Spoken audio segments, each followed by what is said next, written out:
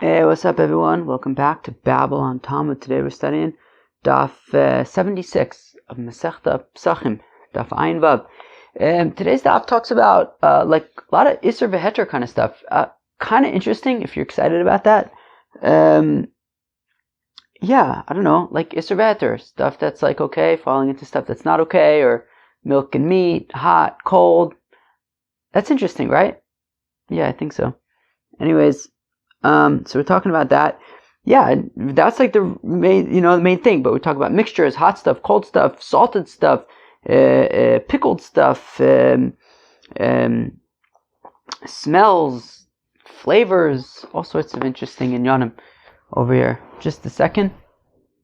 Just had to make sure I was on airplane mode. I get very concerned about making sure I'm on airplane mode because then it drives me nuts if I'm concerned, if I'm nervous the whole time, if someone's going to call me. But let's be honest, right? Who's calling me the Isser, right? Alright, let's go weiter. So, we're going to start over here on Daf Ayin Hey Amud Beis at the Mishnah. Yeah. Noga B'cherso. Okay, so I believe that is what we got up to. Yeah. So, Noga B'cherso shel toner.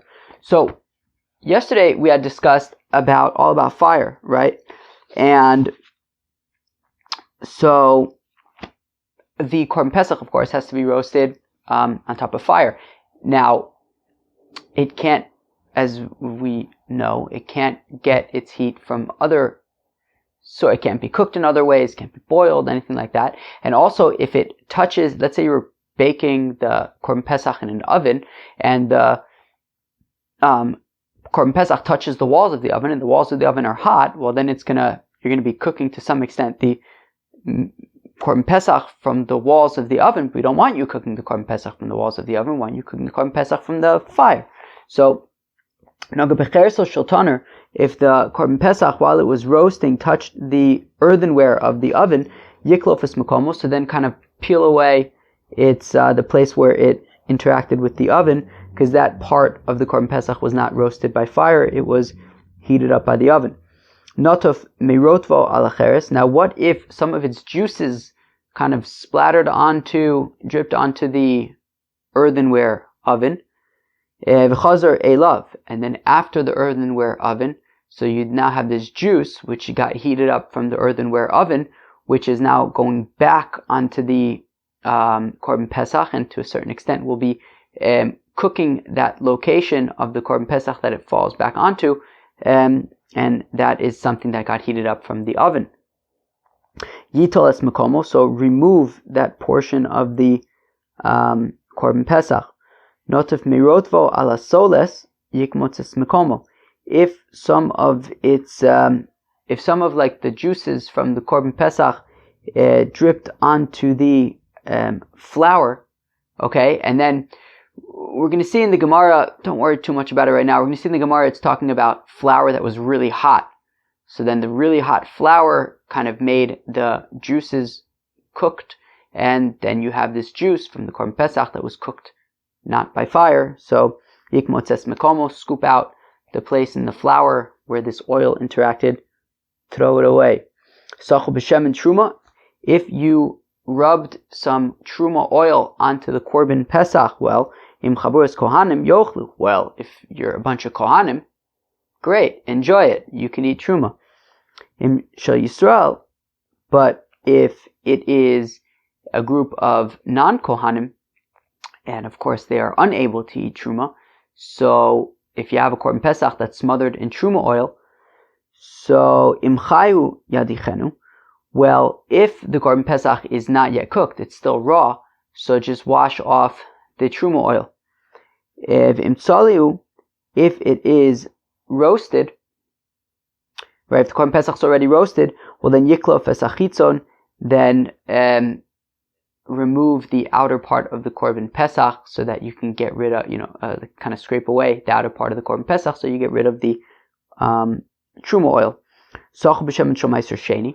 If you put some meiser sheni oil on the Korban Pesach, so Now, Meiser Sheni, no, of course you're in Jerusalem for eating the Korban Pesach, and Meiser Sheni is allowed to be eaten in Jerusalem, so there's nothing wrong with that. Just lo yasenu damim abnei chabura shein podem Meiser Sheni b'Yerushalayim, but don't charge anybody for that Meiser Sheni, right? Don't say, okay, I want everybody to chip in for this Meiser Sheni oil that I smothered onto the Korban Pesach.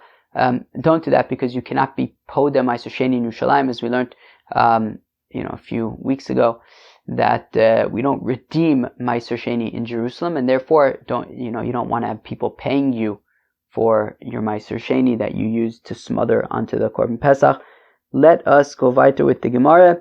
Itmar, it was stated, Cham l'soch cham, divrei hakol aser, tzonin l'soch tzonin, divrei hakol muter, Cham l'soch tzonin, v'tzonin l'soch cham, Rav amar ila gvar, u'Shmuel amar tata gvar.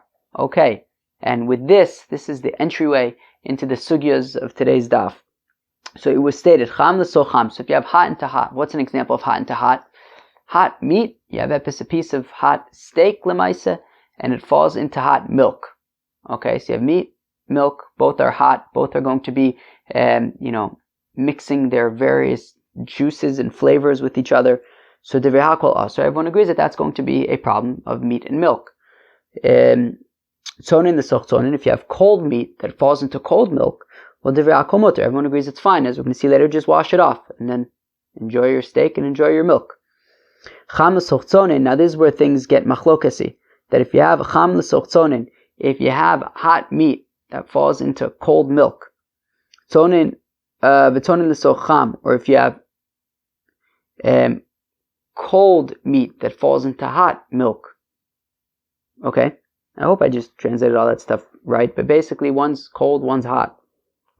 Rav amar ila gvar, Shmuel amar tata gvar. So Rav says, well, we're going to go based on the one that's on top. Shmuel says we go based on the one that's on the bottom. Therefore, if we can imagine meat dropping into a bowl of milk, so the one on top is going to be the meat, the one on the bottom is going to be the milk. So if the meat is so let's say the meat is hot and the milk is cold. So if you say that it goes based on the top one, well, the top one is the hot one, which is the meat, and therefore that is going to be the more. So then we have to sort of say, okay, well, there's heat over here, and therefore it's going to be a problem. But if, let's say, the meat was cold and the milk was hot, and you say ila gvar, like Rav, well then the meat is cold, and therefore we could treat it as if it's cold, and it's permitted, right? So if you say, and then the reverse would be for Shmuel, right? So if you say ila gvar, so then we go based on the temperature of the top one. If we say tata gvar, so then we go based on the temperature of the bottom one. And in our example, the top one being meat and the bottom one being milk. And if it's hot, it's going to be a problem. If it's cold, it's going to be okay. That is a machlokas between Rav and Shmuel. Now, says the Gemara Tanan, we learned in our Mishnah, Notuf merot v'alacheres, if some of the juice of the Korban Pesach drips onto the earthenware of the oven, the chazar elav, and then from the earthenware of the oven, the juice went back onto the Korban Pesach, yitol es mekomo, so we said, remove the part of the Korban Pesach that the juice kind of dripped back onto. Now, listen up. Now, the assumption is that we're talking about earthenware that is cold. For whatever reason. I don't know why. But when we translated the Mishnah, we assumed that it was talking about a hot oven. So the Gemara is saying, assume for a second that we're talking about a cold oven. Okay, so it's cold earthenware. So therefore you have hot juice from a Korban Pesach going onto cold earthenware, and then going back from the earthenware onto the meat. And we're saying that you have to remove the part of the meat. You have to kind of scrape away the part of the meat where, Yitol Makoma. Yeah, you have to remove the part of the meat where this juice fell onto. So now, okay, I just read that, right? So we're assuming that we're talking about cold earthenware. So now, Bishlam l'Rav, so this makes sense according to Rav, Damer Ila Gvar, which says that what's important is the top one. So in this case, the top one being the juice that's falling onto the cold earthenware. Well, Mishum Hachi Yitol es Mekomo. Well, that's why you have to remove the part of the Korban Pesach that this juice then dripped back onto. How come? Because the hot juice from the Korban Pesach dripped onto the cold earthenware. But if you're Rab and you say Ila Akvar, that what's stronger is the top one, and in our example, the top one being the juice that's dripping onto the earthenware, and if we're saying Ila Akvar, that the top one is stronger, so then the juice is going to be heating up the earthenware and considering the earthenware now to be hot. And then v'hadar cheres meratach le'lerotev, and then this juice, so that you have hot juice in the Korban Pesach is going onto the earthenware, heating up the earthenware. The earthenware is now heating up this same juice, which is then going back onto the Korban Pesach. So v'chiyadar rotev a-pesach kamat ve'pesach machmas chamimus decheres. And then when the juice gets back onto the Korban Pesach, well then the part of the Korban Pesach that the juice lands on is now going to be cooking by means of this earthenware that heated up this juice on its way back to the Korban Pesach. And that means that the Korban Pesach is now going to be to a certain extent cooked in that area by this cheres. Now, Rachmana Omer tzli eish, v'lo tzli machmas davar acher. And the Torah says that it has to be cooked by a fire, not cooked by something else. In this case, the earthenware, which is interacting with this juice, which is then getting back onto the Korban Pesach. Now, Ela Shmuel, Domer Tata Agvar. But according to Shmuel, who says that what's important is Tata, what's on the bottom. So in our example, now, we have the juice of the Korban Pesach falling onto the cheres, onto the earthenware of the oven. So in our example, the earthenware is the bottom one. If we say the bottom one is stronger, well then, if we're assuming that the oven is cold, that the earthenware is cold, well then, if the bottom one is stronger, well then the cold earthenware should be cooling down the hot Korban Pesach juice, in which case, when it gets back onto the Korban Pesach afterwards, it will have already been cooled down by the earthenware, and it's not like, and then when the juice gets back onto the Korban Pesach, it's not going to be cooking the Korban Pesach by means of the heat that it received from the cheres. No, the cheres was cold and it made the juice cold. So what should be the problem? Why should I have to remove the part of the Korban Pesach where the juice bounced back onto? Right, since the earthenware is cold, well, it's going to cool down the juice, not make it hotter. So how come then you have to remove the part of the Korban Pesach that the juice got back on? This juice isn't cooking it from the oven. If anything, the oven cooled it down. Kidam Rabbi Yirmiyah Amar Shmuel, as we're going to see, Rabbi Yirmiyah says in the name of Shmuel, Besolas Rosachas, in the context of the flour that we talked about in the Mishnah, Rabbi Yirmiyah is going to say it's talking about hot flour. So here also, Achanami Becheres Oseach, we're talking about actually hot earthenware, in which case it was hot juice that fell into hot earthenware, which then jumped back onto the hot Korban Pesach, and this hot juice that's coming from the hot earthenware is going to be cooking the area where it lands on the Korban Pesach from the heat that it received from the hot earthenware, and therefore you're going to have to remove that part of the Korban Pesach. All right, exciting times. Tanan. Okay, now we're basically going to ask a similar question based on the flour. Notaf mirot v'ala soles. If some of the juice from the Korban Pesach fell onto some flour, yikmotz es mekomo. So you have to scoop up with your hand the place where the juice fell onto. How come? Because you have some juice of the Korban Pesach, and the Korban Pesach is kachim, and you have to roast it and prepare it a certain way, and that certain way is with fire. Now, if some of the juice drips onto flour, so we were assuming, let's just explain it for like how we explained it for a second in the Mishnah, that, well, the flour is hot, and the flour therefore is going to be heating up this juice, and once the hot flour heats up the hot juice of the Korban Pesach, well then it's now, this juice is cooked by some other thing, and therefore there's nothing you can do with it anymore, right? It's kachim that you can't eat. So, now, so the Gemara though says that, for a second, let's assume that we're talking about flour that is cold. Okay, so Bishlam l'Rav da Amri la Agvar. So I understand according to Rav, who says that that what's on top is stronger. So now what's on top in this case is this juice that is coming from the korban, the hot korban Pesach, that it itself is hot. So that's why you have to scoop out the part of the flour where the korban Pesach juices fell.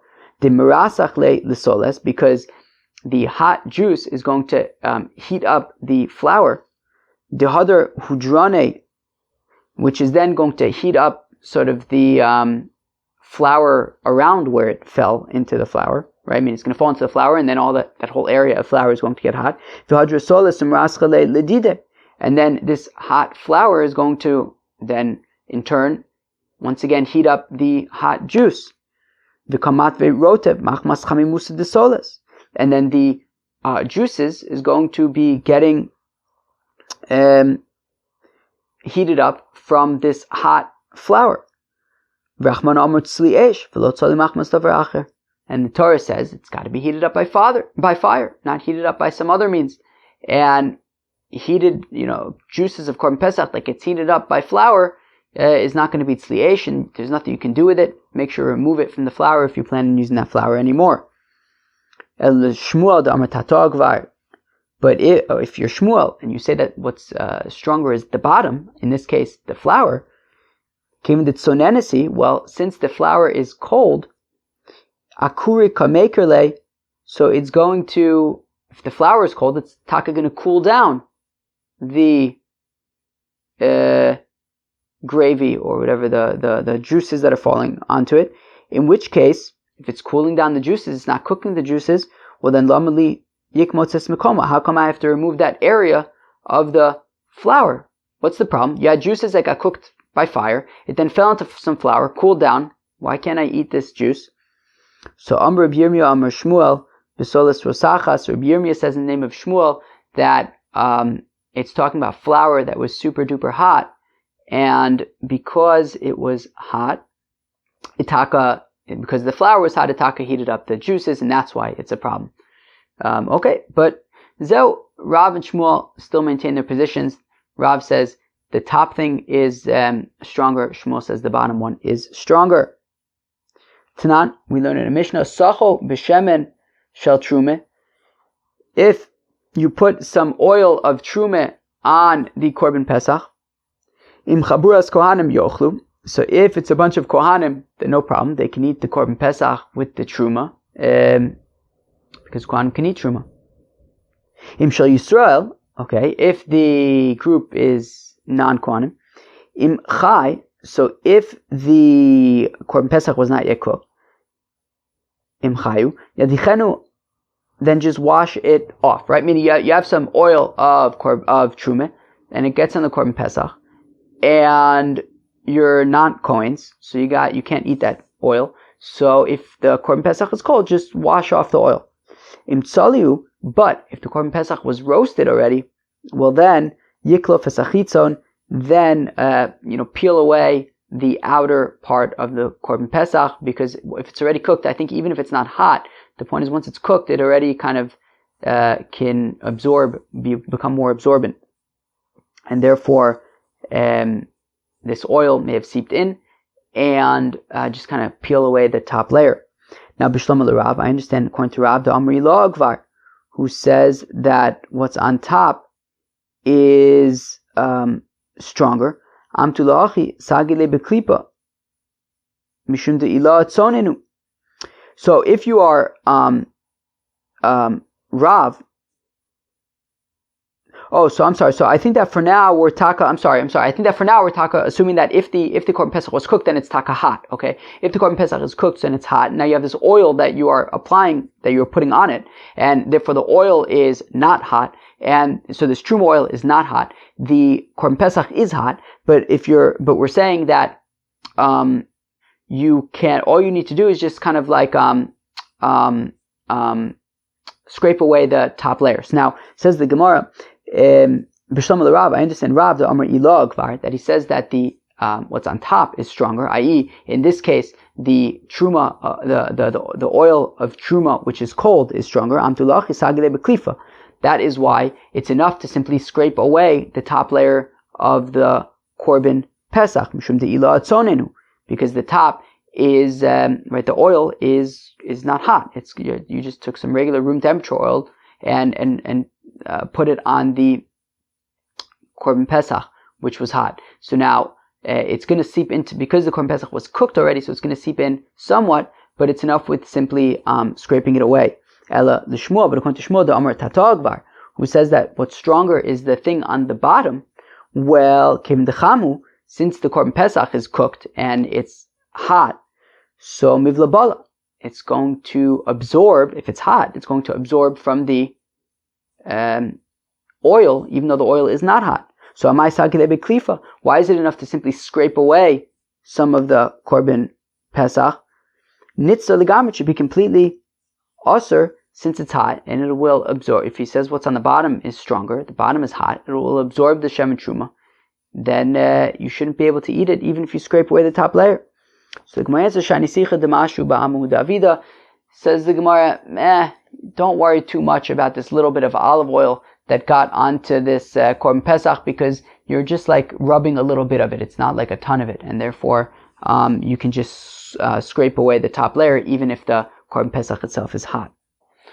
Okay, so now we're gonna bring two brises that support Shmuel. So up until now, we're kind of at a standstill. We have Machlokas Rav and Shmuel, but really Shmuel here is going to take the cake now, because we have two brises that support him. And as Rashi points out on the first thin lines of Rashi, he says, "V'afagav dehilchsak Rabbi Isurei b'ha'ilchsak Shmuel da'tanya tarti masnaisa kavase kidol kamon." So Rashi points out that even though in general we say that the halacha is like Rab when it comes to Isurei, and I believe like halacha is like Shmuel bedine, like Dine Mamanis, I think. So even though we generally hold like Rab when it comes to Isser v'heter, however, in this case we're going to hold like Shmuel because of these two brises that we're about to bring that support him. Here we go. Tani kavasa de Shmuel. We have a brise supporting Shmuel. Cham l'so cham aser. Okay, if you have hot falling into hot, so let's say hot meat falling into hot milk, aser. V'chein tzonin shenasan l'so cham aser. There you go. And similarly, let's say you had cold meat that falls into hot milk, aser. So there you have it. We're going based on what's on the bottom. The bottom, the milk is hot, aser. Cham l'sochtonin, if hot meat falls into cold milk, so then v'tonin l'sochtonin, or if cold meat falls into cold milk, madiach, you just have to wash it off.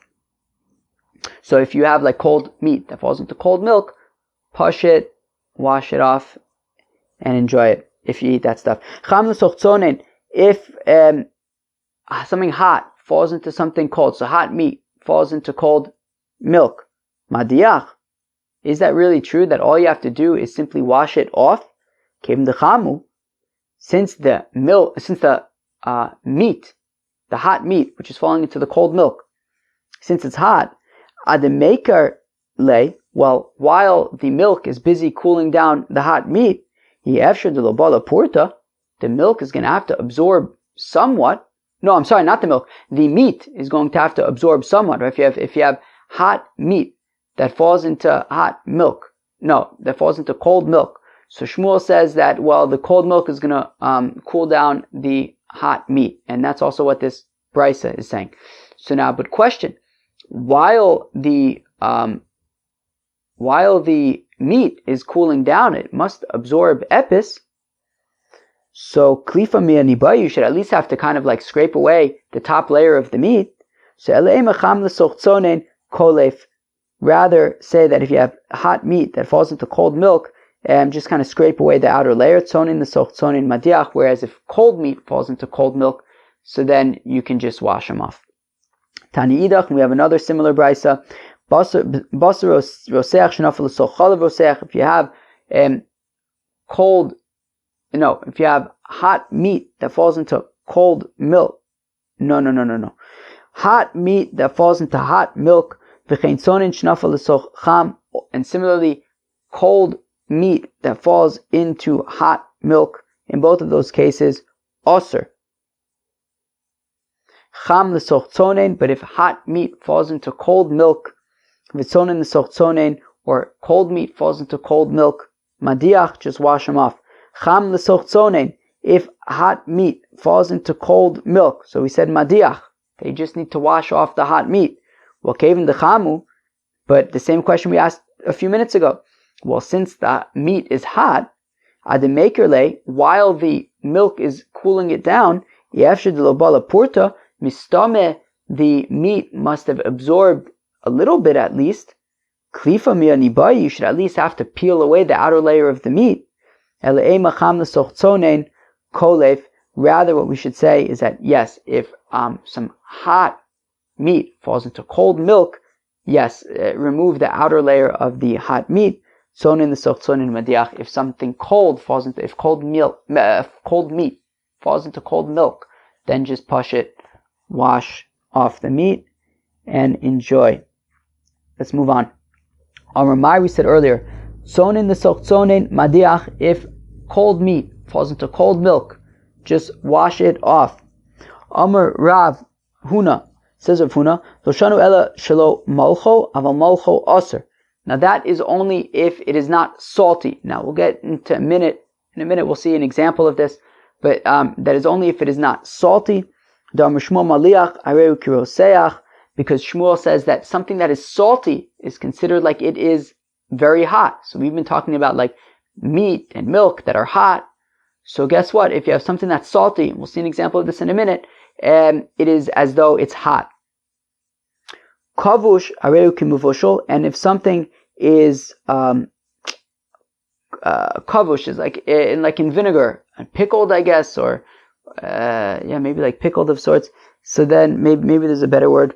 Then areu kimuvoshol, it is as though it is cooked as well. So if you're gonna put Isser and Heter, epis pig mit shtickle flanken. So then if you pickle them together, it's like you're cooking them together. Let's go weiter. Amar Rava, says Rava, Hada Amar Shmuel, that which Shmuel says, Maliach areu kiroseach, that when Shmuel says that something's salty, it's like it's boiling hot.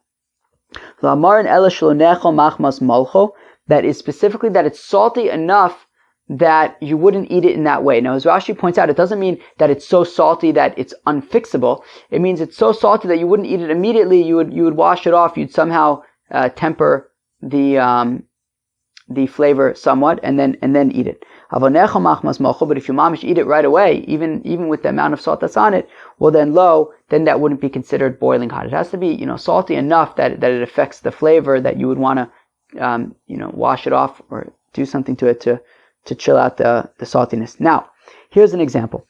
So there was some, what was it, pigeon meat or something? Some kind of meat some kind of bird meat fell into some kutach, good old kutach. We all know what kutach is. Some kind of, I don't know what's kutach. I don't know what it is. Kutach is some kind of milk dip, like sour milk dip kind of thing. So if you have bird meat that falls into this sour milk dip thing, oh, I forgot to turn on the lights. That explains why it's dark in here. Alright, what do you want me to tell you? Anyway, so if you have bird meat that falls into this milk dip, so well, it happened one time.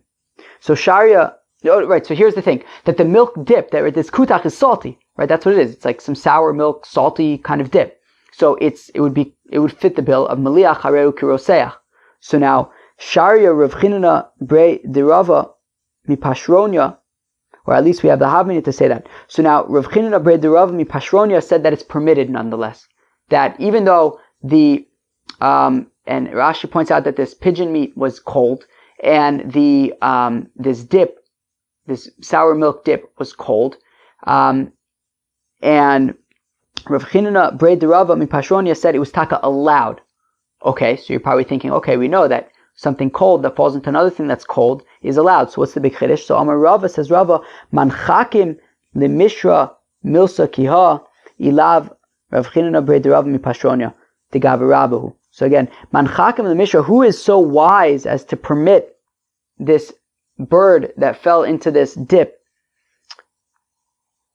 Ilav Rav Chinina Brei Derav Mipashronia, if not for Rav Chinina Brei Derav Mipashronia de Gavirabahu, because he's a great person. Amar Lach, how come? Because he would argue is that Ki Amar Shmuel Maliach Hareu Kiroseach, that when Shmuel says that something salty is like it's cooked, and therefore I would have the Havmina to say that this kutach, since it's salty, it's a salty dip, so I would think that, well, it's considered like it's cooked. And if it's considered like it's cooked, well, then you have this cold pigeon meat that's falling into essentially something that's hot, something that's roseach. And if you're like Shmuel and you say tata gvar, that what's on the bottom is stronger, and therefore this kutach is stronger. And if we're saying that because it's salty, it's considered like it's hot, well, then it should be considered heating up this bird meat, in which case you have meat and milk, and it should be a problem. But Rava is praising Rav Chinina Brei Derav Mipashronia from being so smart to know that that would not apply in this case. She'ein ne'echal machmas molcho, because when Shmuel says that something salty is like it's boiling hot, that is if it's salty enough that you wouldn't eat it as is. But this kutach, you eat it as is. Maybe you wouldn't eat a whole bowl of it. It's a dip after all. But, you whatever you're dipping in it and you're eating it. And because this kutach, even though it's salty, however, it's eaten as is, so that would not fit the bill of Maliach Hareu Kiroseach, and therefore it's considered cold. And therefore the bird meat is cold, the kutach is cold, and we know that, just wash it off and that will be fine. Now that would only be if the bird meat was raw, but if the bird meat was cooked, then you would actually have to peel off the outer part of it. That's also as long as there's no grooves in it. But if there are grooves in it, then it would be forbidden. And if it is spiced with spices also, it would be also because it would kind of soften up the meat and make it more absorbent. Omar Rav, says Rav, basar shchuta shamin. If you have shechted meat, so kosher meat, and it's fatty kosher meat, shetzlo in basar nevela, kachush, that you are roasting it in an oven with nevela meat, obviously non-kosher, meaning it could be a kosher animal, but it's nevela, it wasn't slaughtered. Now, even though that meat is kachush, it's lean, it's not so fatty, but nonetheless also, it's nonetheless, you're not going to be able to eat any of the meat in the oven. My time, how come? Because they will fatten up each other, meaning, so you have this meat that was slaughtered and it's kosher and it's very fatty. And what's going to happen is when it's cooking in the oven, the fat is going to, break down, and the smells and the flavors are going to be permeating everything in the oven, including the nevela meat. Even though the nevela meat is lean, nonetheless, the fats from the kosher meat are going to be interacting with the flavors of them are going to interact with the nevela meat, which will then go back and interact with the kosher meat, and everything becomes Isser.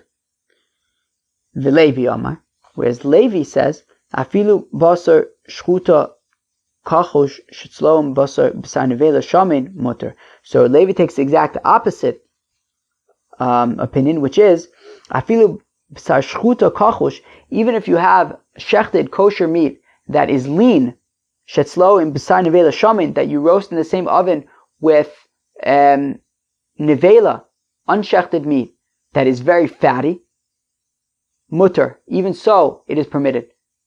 Meaning, even though you could make the argument that certainly it should be forbidden. I mean, you have all this fatty nevela meat that's going to be, the flavors are going to be interacting with the kosher meat, and no, Levi says even so that would be permitted. My time, how come? Reicha ba'almahu v'reicha lav milsahi. Because Levi's opinion is that it's just a smell, and smells are not significant. Ovid Levi uvda bereish gelusa bigdi v'davar acher. And Levi, he practiced what he preached, right? There was one time an incident by the Reish Gelusa's house, involving a kid, a goat, a baby goat, and a davar acher. Who could tell me what a davar acher is? A pig. Oy vavoy. There's a pig and a baby goat in the house of the Reish Galusa, and Levi said, look, reichalav milsahi, and it's okay, you can eat the kid, don't eat the pig though. Let's go weiter in Shas, Meisvei, we have a kasha, ein solon shnei psochim ke'echad v'pnei ta'aroves. Do not roast 2 korban pesachs in the same oven because of mixing. Let's go weiter for a second. My love, Tarovas, Taimim, Vakasha, Levi. So the Gemara wants to assume for a second that we're talking about the mixing of the flavors of the Korban Pesachs, and it'll be a question on Levi. What does this mean? So, of course, as we know, a Korban Pesach, you have to sign up for it, right? There has to be, of course, we know this already, right? We've spent days talking about what happens if the group disbanded. What do you do if it's Shabbos, if it's during the week? We are experts in this sugya. Now, we're not going to visit this sugya much, other than to note that we know that you have to have a specific bunch of people signed up for a particular Korban Pesach. Now, we're assuming that what the issue is that if you cook 2 Korban Pesachs in the same oven, well then some of the flavors from one Korban Pesach are going to get into the environment of the oven and interact with the flavors of the other Korban Pesach, and they're going to interact with each other. And what's going to end up happening is, because flavor from one Korban Pesach is essentially going to be getting into the other Korban Pesach and vice versa, well, what ends up happening is that when Group A goes to eat their Korban Pesach, they're also eating some of the other Korban Pesach that the flavor got into their Korban Pesach, and it's basically you're gonna have the wrong group eating those flavors, right? Those flavors that got into their Korban Pesach was really supposed to be eaten by the other group, and it's going to become a shtickle mess. So the assumption right now is that this is a proof to say that flavors are significant. Don't cook 2 Korban Pesachs in the same oven because the flavors are going to mix, which is going to create a technical problem for, how do you ascertain that the right people who signed up are going to be eating only their Korban Pesach. Let's read that again. Meisvei, we have a question on Levi. Ein solin shnei psochim ke'echad. We don't roast 2 Korban Pesachs in one oven. Mipnei ha'taroves, because we're concerned about mixtures. My love, taroves taimim. And the assumption for now is that we're talking about that the flavors are going to be what's mixing together. The smells, the flavors that are coming out of the Korban Pesachs into the oven. V'kasha Levi, and it's a question on Levi who says that reichalav milso who says that smells and flavors are not so important. Meaning we're not talking about like actual juices getting on, but the flavors that are the steams, and I don't know, how do you say that?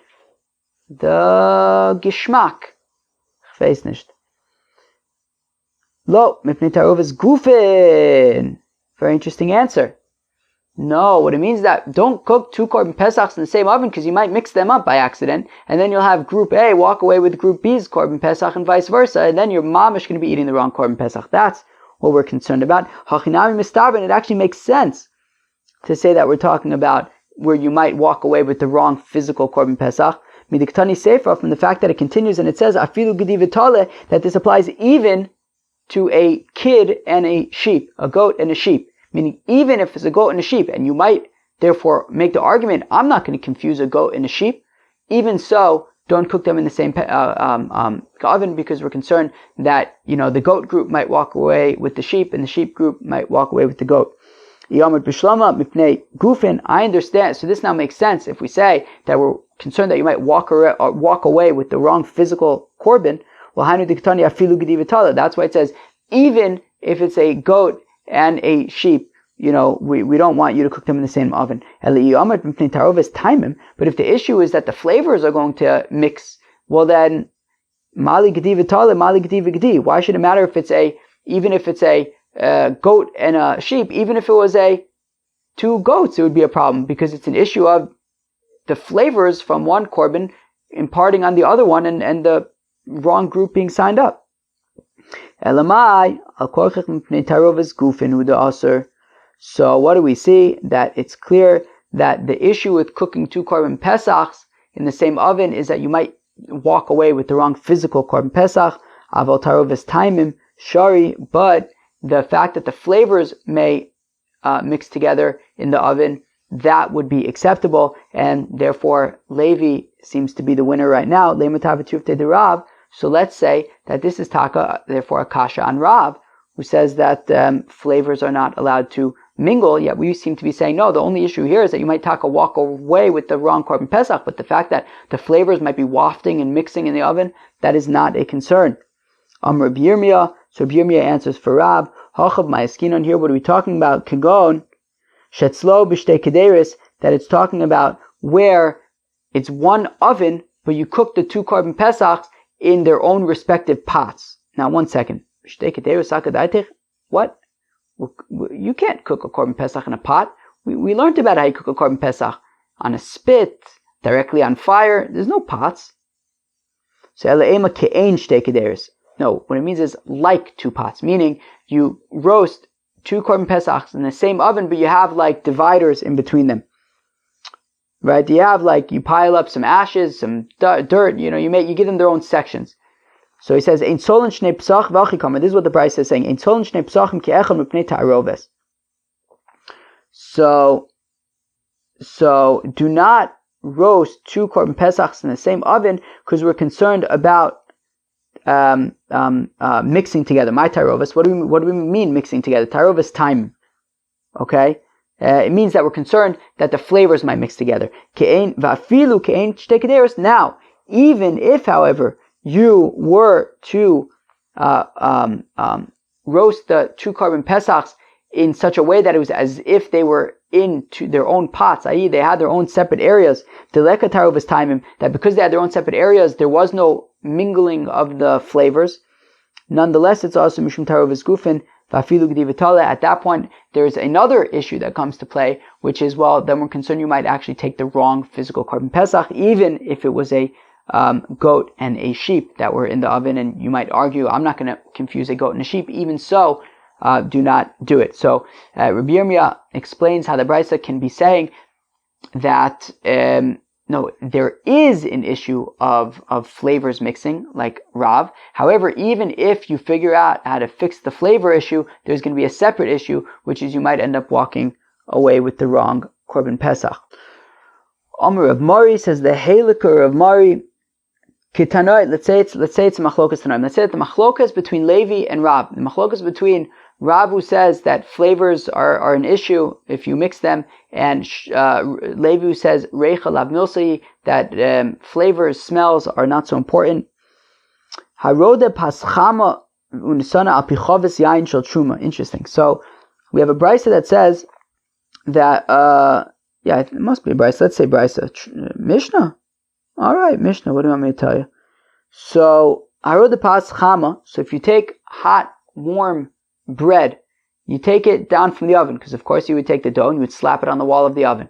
So if you take down the bread from the oven, unisana alpi chavis yain shel truma, and then you take this hot bread, it sounds like, and you put it on top of a barrel of truma wine.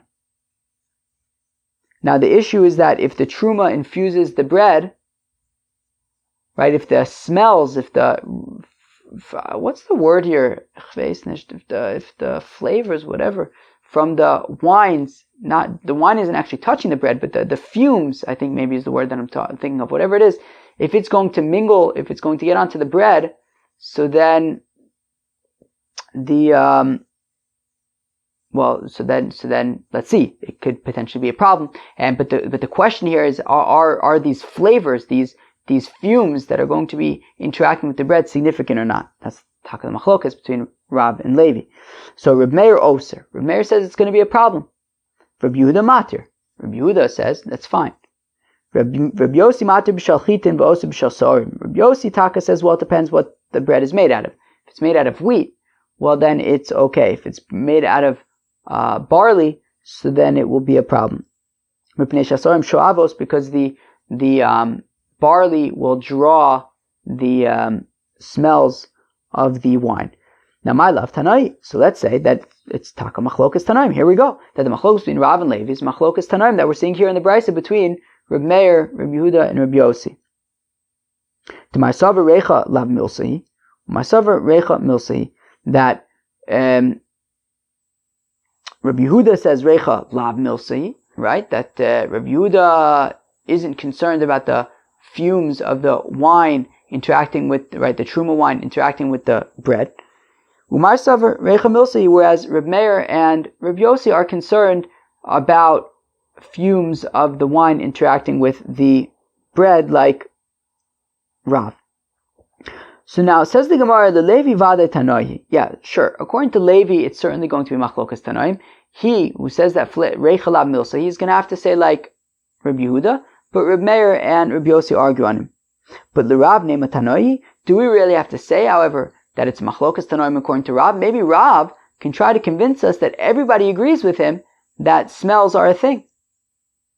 Amalach Rav is going to say to you, D'chuli Abu Reicha Milsa. Everyone agrees like me.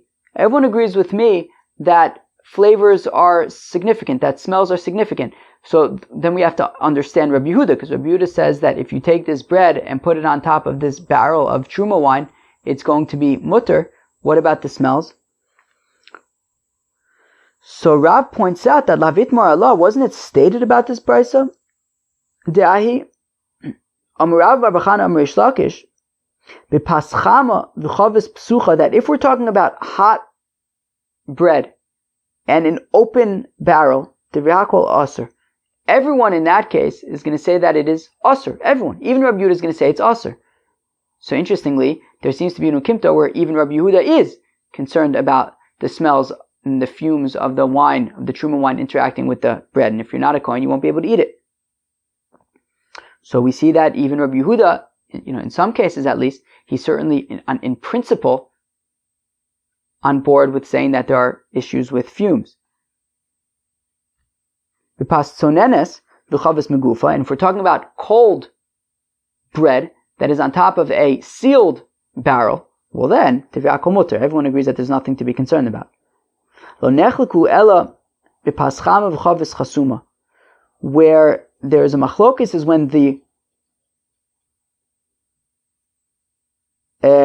machlokas between them is when the bread is hot and the barrel is closed.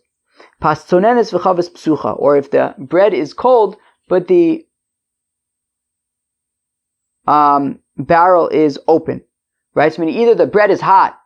So if the bread is hot and the barrel is open, certainly it's going to be a problem. If the bread is cold and the barrel is closed, well then certainly it's not going to be a problem. It gets sort of more murky when the bread is hot but the barrel is closed, or if the bread is cold but the barrel is open.